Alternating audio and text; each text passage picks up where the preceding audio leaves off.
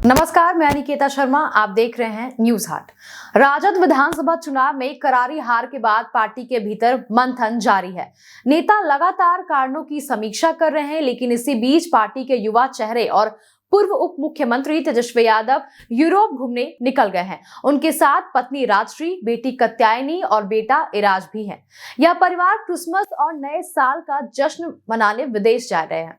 चर्चा है कि तेजस्वी अब दिसंबर के बाद ही पटना वापस लौटेंगे। तेजस्वी की निजी जिंदगी अक्सर सुर्खियों में रहती है। उन्होंने ईसाई समुदाय से ताल्लुक रखने वाली रेचल से शादी की थी, जिनका नाम अब बदलकर राजश्री कर दिया गया है।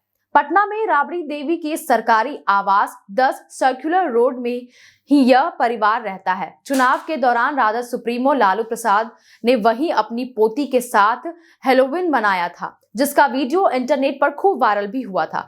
इस पर सोशल मीडिया में तरह तरह की प्रतिक्रियाएं भी आई थी। अब राबड़ी देवी को 39 हार्डिंग पार्क स्थित नए सरकारी बंगले में शिफ्ट होने का नोटिस मिल चुका है। ऐसे समय में राजश्री का बाहर रहना परिवार के लिए थोड़ी असहज स्थिति पैदा कर रहा है। विधानमंडल परिसर में इस बारे में जब राबड़ी देवी से सवाल पूछा गया तो उन्होंने इसे टाल दिया था। उधर तेजस्वी यादव भी चुनावी हार के बाद से मीडिया से दूरी बनाए हुए हैं और सार्वजनिक बयान देने से बच रहे हैं।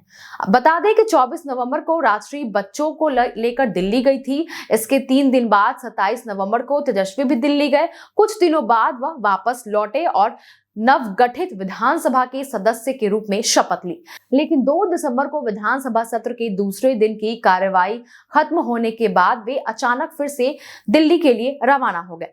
इसी बीच विपक्ष ने उन पर लगातार कटाक्ष करना शुरू कर दिया। कहा जा रहा था कि तेजस्वी हार से परेशान है और जनता का सामना नहीं कर पा रहे। लेकिन विपक्ष के इन तंजों के बीच ही तेजस्वी परिवार संग यूरोप में छुट्टियां मनाने निकल गए। माना जा रहा है कि वे नए साल के बाद ही अब पटना वापस लौटेंगे।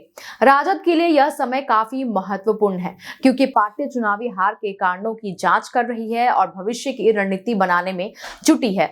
ऐसे में पार्टी के शीर्ष नेता का विदेश होना स्वाभाविक रूप से चर्चा में है।